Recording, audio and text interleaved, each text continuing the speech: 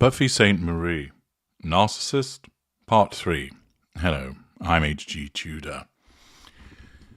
Precipitated by allegations that she has misappropriated the cultural identity of indigenous Native Americans, the suggestion is that Buffy Saint-Marie isn't who she says she is, and therefore that has caused many of you to call into question what she therefore might actually be. Chief of which is, could she be a narcissist? So far, we've looked at evidence from lots of different places, which provides us with interesting insight into a woman who's clearly talented as a songwriter and singer, and as an artist, both musical and in the sense of artwork. An individual who regularly relies upon her link to indigenous culture as a means of enabling herself to be elevated, but at the same time also appears to be looking out for the interests of that particular group, advocating for them, engaging in activism. More recently, appears to have adopted a much quieter life, preferring to live in relative anonymity in Hawaii. All of this paints a particular picture.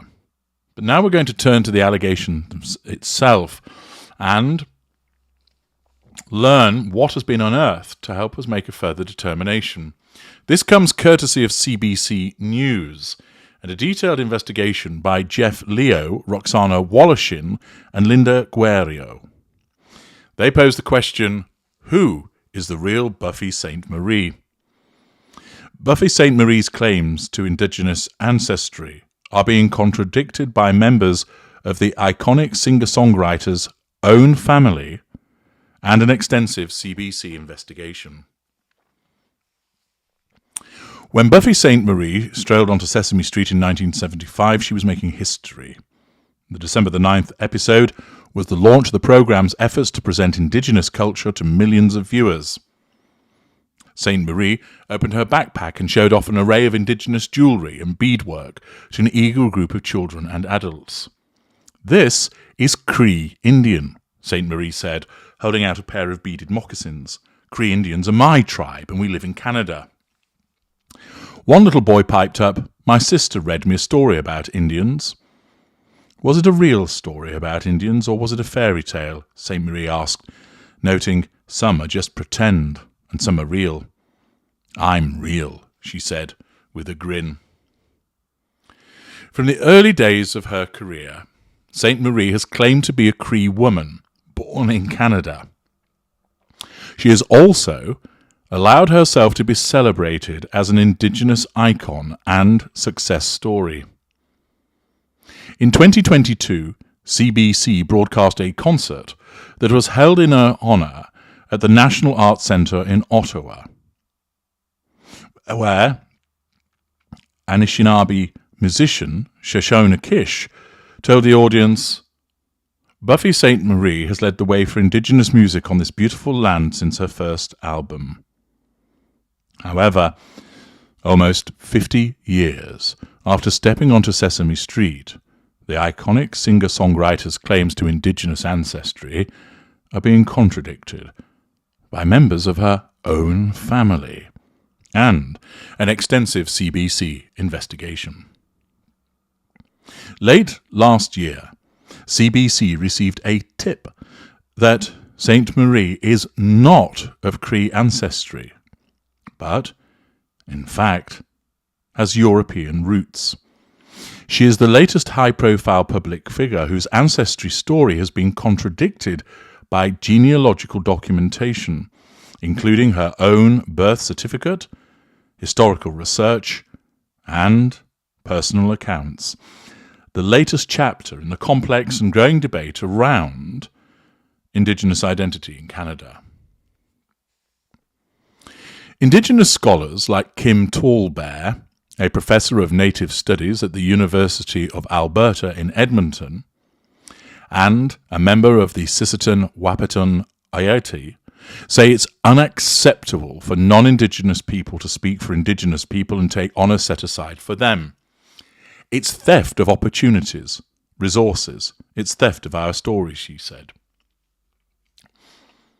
Pausing there, if that is accepted, that would demonstrate a lack of emotional empathy, a lack of boundary recognition, a sense of entitlement, a lack of accountability by claiming indigenous status when it isn't the case, of speaking for indigenous people when they're not indigenous. For many years, Sainte-Marie claimed she was born on the Piapot First Nation near Regina. For example, in the 1971 Buffy Saint-Marie songbook, which she wrote and illustrated, Sainte-Marie said, "When I go home to the Cree Reserve in Canada where I was born, I usually spend a few hours of every day teaching the Cree language." In a 1986 interview with the Los Angeles Times Magazine, she said, "I was born on the Piapot Cree Reservation near Craven, Sask." Then her story goes, she was adopted by a Massachusetts couple, Albert and Winifred Santa-Maria, who raised her near Boston. She has said later in life she was reunited with her Piapot relatives and adopted into the community. Sainte-Marie, whose music career took off in New York City's Greenwich Village in the early 1960s, even wrote a song about her Saskatchewan connection. "Take me back to where my heart belongs, Cuyapel Valley, Saskatchewan," the lyrics say. But some members of Sainte-Marie's family believe her story is built on an elaborate fabrication. "She wasn't born in Canada. She's clearly born in the United States," said Heidi Sainte-Marie, daughter of Sainte-Marie's older brother, Alan. "She's clearly not Indigenous or Native American." That claim is supported by documents obtained by CBC, including Sainte-Marie's Stoneham, Massachusetts, birth certificate. The investigation also shows that her account of her ancestry has been a shifting narrative, full of inconsistencies and inaccuracies. In a September the 18th email to CBC, Sainte-Marie's Ontario-based lawyer, Josephine de Vittel, said, "At no point has Buffy Saint-Marie personally misrepresented her ancestry or any details about her personal history to the public. Any perceived inconsistencies CBC has found in Sainte-Marie's story," de Vittel said, "can be explained by the truth."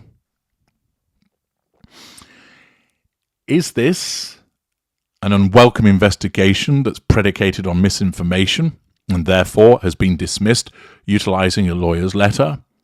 Or is the investigation based upon something that is credible and that this amounts to a threat to control, and nullification of that threat to control has been sought through the issuing of correspondence from a law firm? Sainte-Marie declined CBC's requests for an interview. Is this declining a nullification of a threat to control posed by the probing questions of a journalist? In a video statement posted to Facebook on Thursday, recently, she reiterated that she is a proud member of the Native community with deep roots in Canada, and said there are many things she doesn't know about her ancestry. However, CBC's investigation found many instances over the years of contradictory statements from the singer regarding that personal history. Is it the case that she has honestly believed that she is of this ancestry and, perhaps as a consequence of what she has been told, continued to believe that that was the case and has advocated, embraced it and utilised this ancestry throughout her life, and in effect it's an innocent mistake?